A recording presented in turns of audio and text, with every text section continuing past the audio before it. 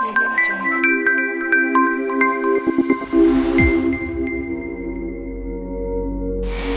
ke kedai membeli pena, singgah sebentar membeli rotan.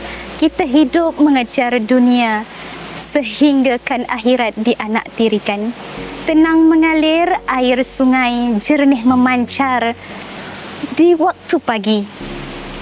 Saudara-saudari, muhasabahlah diri apa yang akan dibawa nanti.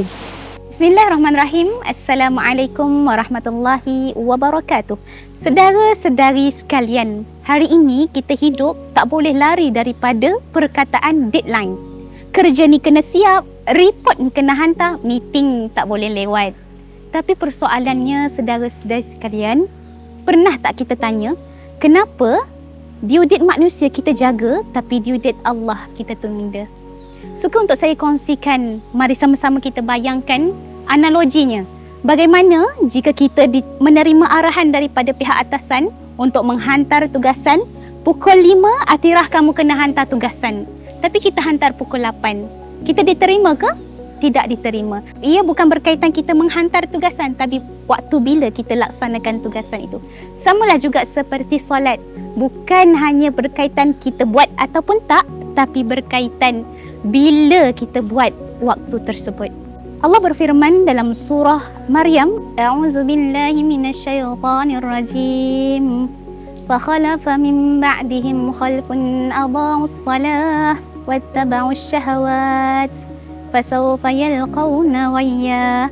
Mafhumnya, akan datang di kemudian harinya generasi yang mensia-siakan solat dan mengikut hawa nafsu. Maka mereka akan mendapat apa? Mereka akan menerima kesesatan. Jadi, 3 tips untuk saya kongsikan bagaimana kita untuk menjadi hamba ibadah, bukan hamba kerja. Pertama, let's change our mindset. Iaitu sebenarnya kita hidup bukan untuk tunggu waktu solat.